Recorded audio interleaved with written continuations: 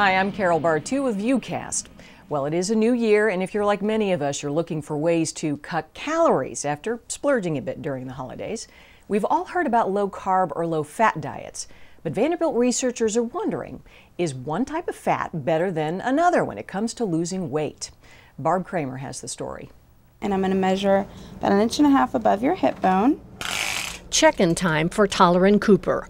Perfect. She's finished 2 weeks in a new diet study, and she's surprised she's not hungry at all. And I can't eat all of my food because it's so much, and I'm not used to eating as much as it is on the menu. And these are all nicely labeled. The diet centers on 1,600 calories a day. We are using these various nuts and seeds. Daily menus include 3 meals and 3 snacks and saturated and unsaturated fats. So we provide them with salad dressing, which is a source of oil. During the first 2 weeks, study participants eat a moderately high fat diet. Then different saturations of fatty acids are added. And maybe we don't have to be so focused on consuming so little fat. If there are healthier fats, we can still have more palatable diets with higher fat content, but just focus on the type of fat that we're consuming. You can see the pulsing of the artery here. In the study, researchers checked the blood flow in Toleran's arteries, looking for possible early stages of developing heart disease. So what we hope to see from our study is that the weight loss induced by the diet would improve the elasticity of the artery. And researchers hope to see a higher ratio of fat to muscle loss during the weight loss. It's made me look at it differently on how I can eat to help myself. Toleran says this diet will change how she eats the rest of her life. It's really simple, though. I haven't really changed what I've eaten, just stayed away from some of the things. For each of your days, the foods are listed here on the log. Toleran has lost 7 pounds in 2 weeks and hopes to lose more as she takes each step in this study. It does help you to know what kind of fats you can eat and the portion size. I think it'll help a lot. In Nashville, Barb Kramer reporting.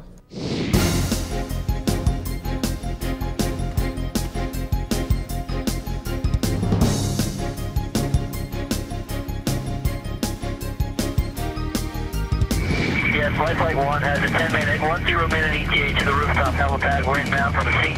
Vanderbilt's the only level 1 trauma center for about 65,000 square miles. Emergency Level 1 is a new series on TLC, the Learning Channel. And what better way to kick off a new show than by featuring our own Vanderbilt University Medical Center.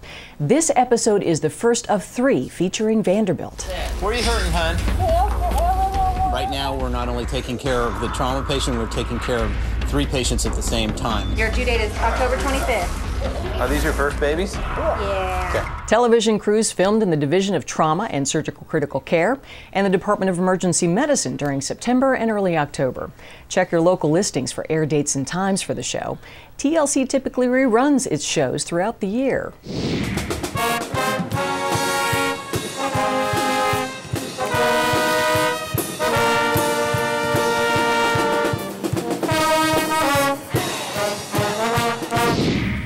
A new Vanderbilt study has found that many of us may need to add recycling to that list of New Year's resolutions.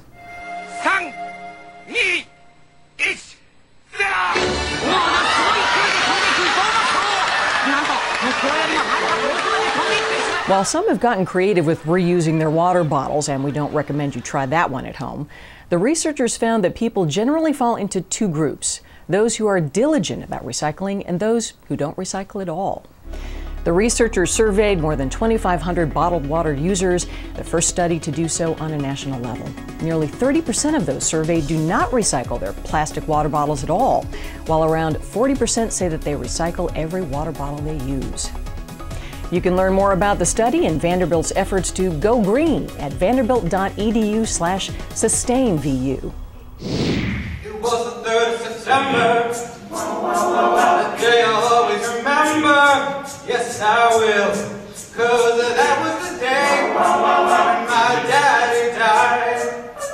You are listening to the melodious sounds of Vanderbilt's newest a cappella group, the Melly Doors. And these guys came just shy of making primetime TV. The group auditioned and made it through the initial rounds of cuts for The Sing-Off, a recent NBC show that featured a battle of 8 of the country's top a cappella groups. Wherever he laid his hat was his home. All he left was alone. And while the Melly Doors did not make it to the top 8, as you could see and hear, these guys are fantastic, and many of the members arranged the music for the group. Hey, for us, we don't need a sing-off. We know what we like here at VUCast. We're giving the Melly Doors 4 singing Commodores.